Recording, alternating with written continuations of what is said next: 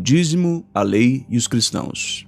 O dízimo é a 10ª parte, ou 10%, entregue ou paga como tributo, especialmente para fins religiosos.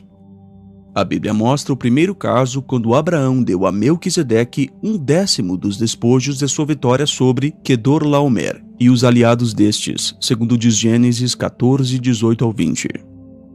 O segundo caso diz respeito a Jacó, que em Betel fez um voto de dar a Deus 1/10 dos seus recursos, segundo diz Gênesis 28, 20 ao 22. Se Jacó já estivesse sobre a compulsão obrigatória de pagar dízimos, o voto que fez quanto a isso teria sido supérfluo. Portanto, é evidente que o sistema de dízimos não era costume ou lei entre os primitivos hebreus. Foi instituído com a implantação do pacto da lei, não antes. Vejamos as leis mosaicas referentes ao dízimo. Jeová havia dado a lei referente ao dízimo à nação de Israel, segundo diz Êxodo 23:19 e 34:26, que não era exigido durante o ano sabático por ser um ano de descanso do povo, segundo diz Levítico 25, 1 ao 12. O povo dava o dízimo anualmente aos levitas, porque eles não tinham herança.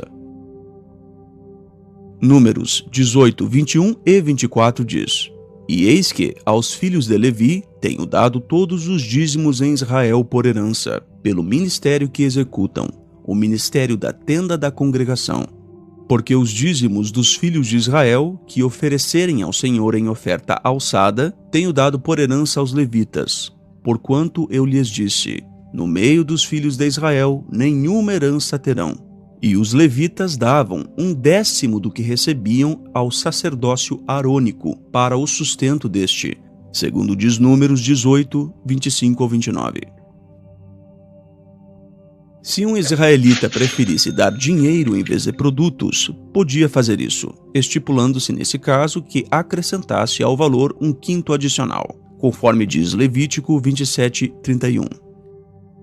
Levava-se os melhores cereais e eram debulhados, e as uvas e as olivas eram convertidas em vinho e azeite, para serem entregues como dízimo aos levitas. Mas o 10º animal que passava pela porteira não era examinado, apenas era marcado como dízimo, conforme diz Números 18, 27 e 30, Neemias 10, 37 e Levítico 27, 31. Quando as famílias tinham que fazer suas viagens para Jerusalém, a fim de usufruir das festividades ali, não era prático levar o dízimo. Os israelitas convertiam seus dízimos em dinheiro e assim usufruíam do momento em que passavam nestas agradáveis ocasiões, conforme diz Deuteronômio 12, do 4 ao 18, e também Deuteronômio 14, do 22 ao 27. Mas a cada 7 anos, o dízimo era destinado aos forasteiros, aos órfãos e às viúvas, e os levitas também podiam pegar desta provisão. Quando acabares de separar todos os dízimos da tua colheita, no ano 3º, que é o ano dos dízimos, então os darás ao levita, ao estrangeiro, ao órfão e à viúva, para que comam dentro das tuas portas e se fartem. Deuteronômio 26, 12, 14, 28 e 29. As leis do dízimo não eram excessivas, e Jeová Deus havia prometido abençoar aqueles que obedecessem a essas leis. Malaquias 3,10 diz: Trazei todos os dízimos à casa do tesouro, para que haja mantimento na minha casa. E depois fazei prova de mim nisto, diz o Senhor dos Exércitos, se eu não vos abrir as janelas do céu, e não derramar sobre vós uma bênção tal, até que não haja lugar suficiente para a recolherdes.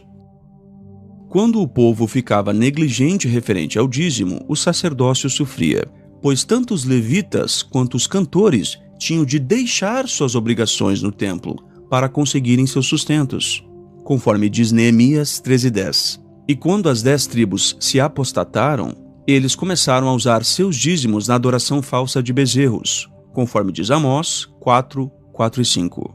Mas Jeová era fiel e nada faltava quando o povo fazia o que era correto. Não há nas Escrituras um castigo para quem não pagasse o dízimo. Isso era uma obrigação moral da nação.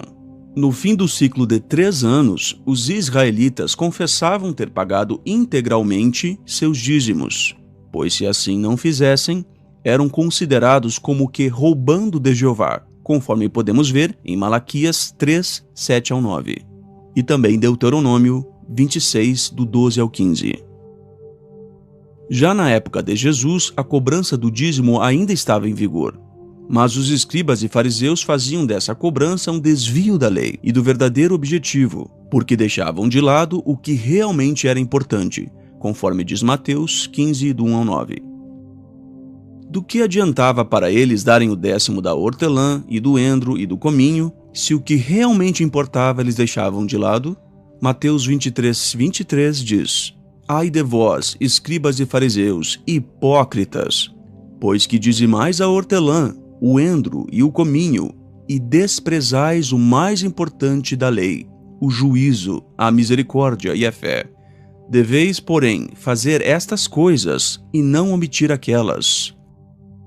Lucas 11:42 diz: Mas ai de vós, fariseus, que dizimais a hortelã e a arruda e toda a hortaliça, e desprezais o juízo e o amor de Deus.